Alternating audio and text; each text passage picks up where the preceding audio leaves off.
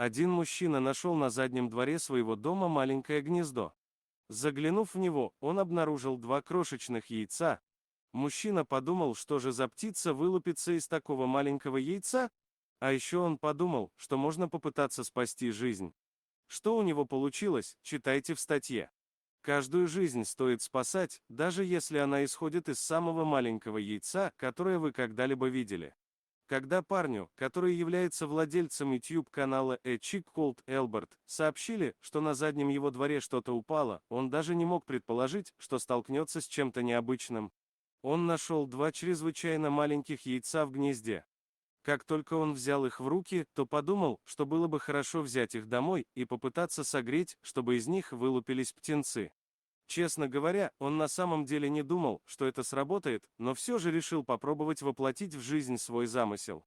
Итак, мужчина инкубировал найденные яйца и начал их довольно часто проверять.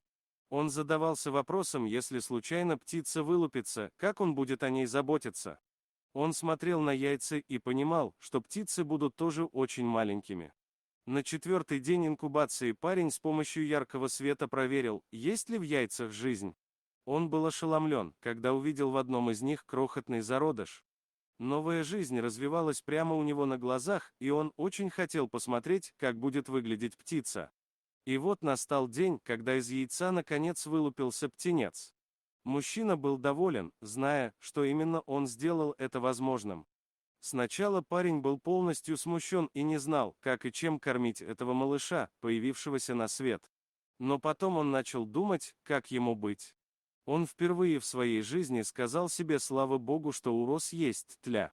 Парень быстро бросился в сад, чтобы собрать этих маленьких насекомых. Птенец, казалось, наслаждался едой. Он был настолько голоден, что просил есть каждые 10 минут. Затем мужчина стал кормить его комарами и другими насекомыми, и у крошечного птенца начали расти перья, и он становился с каждым днем сильнее. Приближалось время отправки птицы во взрослую жизнь, и мужчина был очень счастлив, потому что дал шанс жить еще одному созданию на Земле. Спасибо за просмотр. Подписывайтесь на канал, где вы найдете еще много интересного, а также ставьте лайки и пишите комментарии, что думаете насчет этой истории.